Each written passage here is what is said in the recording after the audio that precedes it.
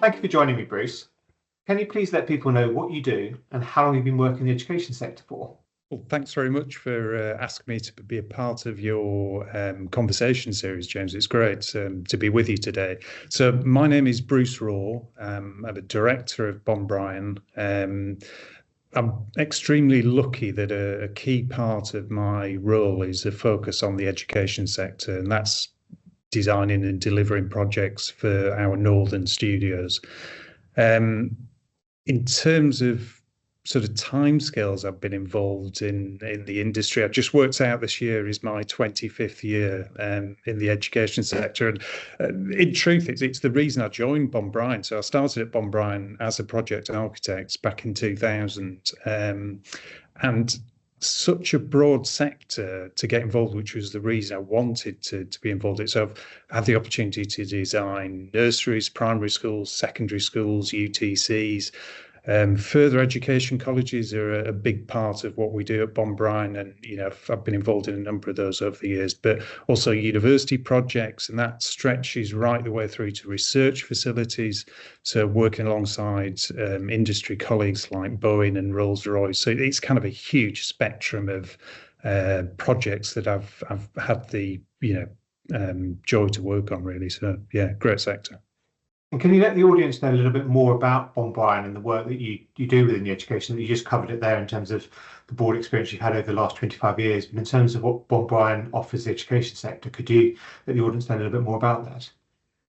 Certainly, yeah. So at Bond Bryan, we now have over about 180 people across 8 offices across the UK.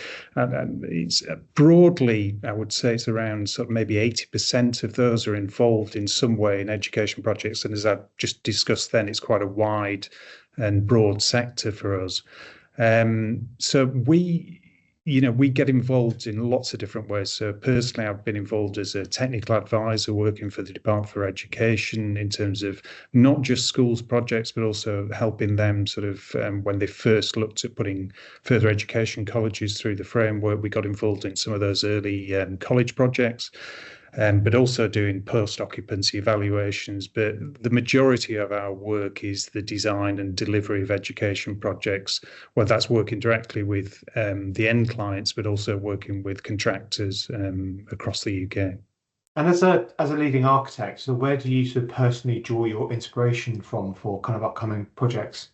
So it's a really interesting question, that, James, because and it sounds a little bit corny, this, but what we like to do first is listen. So when we get a new commission, the first thing we'll do is sit down with the clients and really try to get under the skin of what their brief is. And that's about listening to them, actively listening to them, understanding what their issues are and what their problems are. And before we even start developing any ideas, the second thing we do is we'll take clients to building visits. That may be projects that we've done in the past, if that's applicable for this particular project, but typically it'll be other people's projects, because we like to learn from the best projects in the industry. But taking clients there gives them a real opportunity to physically walk around the space, tell us what they like, but more importantly, tell us what they don't like. And so that really helps you sort of kind of define the brief and really get a better understanding of what it is they're after. And then the kind of early design stages, we're very collaborative as a practice, so we like to involve everybody. So the design team who are working on a particular project will hold a workshop where you'll invite everybody from directors down to graduates and Part 1 students who work with us, and everybody can feed into that, and they'll bring ideas from design, the AJ, from Instagram, but more importantly from personal visits they've done to projects across the world. So it brings all those ideas into that forum, and then we pick the best ones for that particular project, and then that'll be the start of the design process. And you mentioned sort of a few projects there in terms of your approach, and which sort of education sort of projects are you most proud of, and why? So this is a really difficult question, actually, James, because as you can tell, I've been in the industry for so long. So I'll give you 2 examples. One, a fairly recent one, and quite local to the Education Estates Conference. So we were very, very proud to to deliver Manchester College project. So the new city centre campus project, which we were delighted to win an Education Estates Award for last year. The reason I mentioned this is it's sort of kind of passionate about us about delivering education within accessible locations.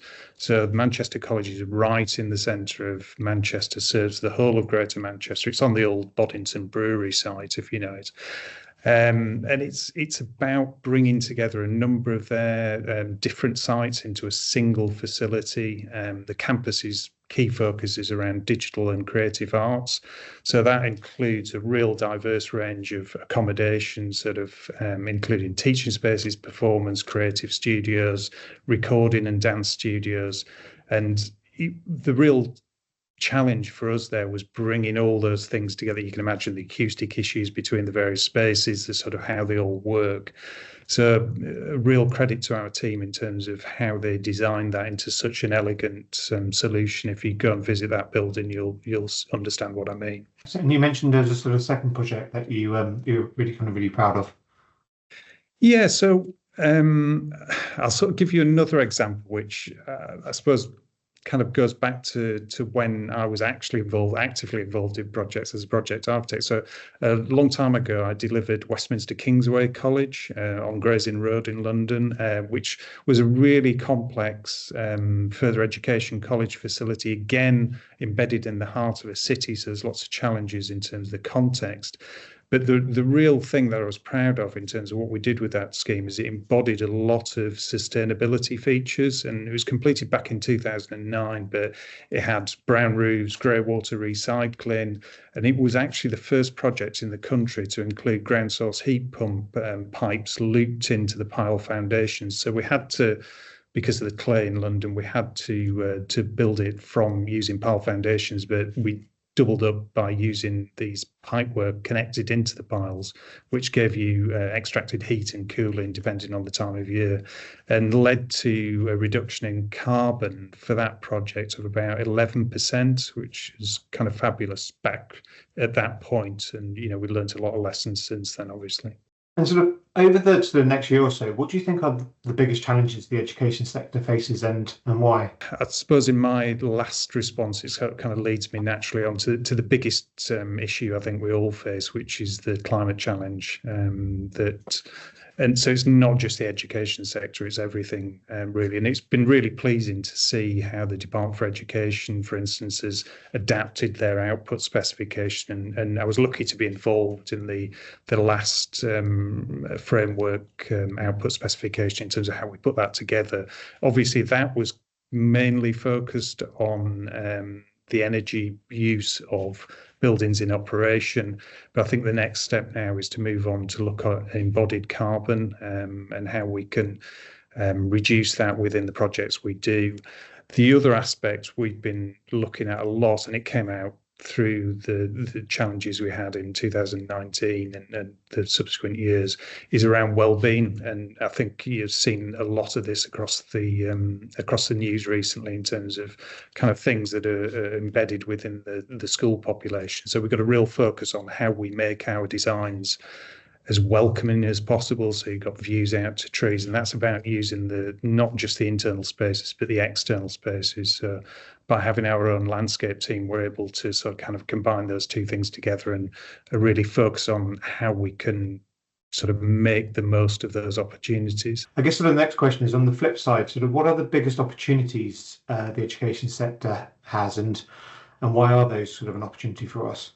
I think I'm building on a theme here, really, but I think we've got the biggest opportunity at the moment is we're living through a golden age of sort of invention and sort of kind of technology and development so it's really sort of trying to harness all of those things to address some of the things I was talking about around the sustainability issues on projects. And I think we've got a real opportunity.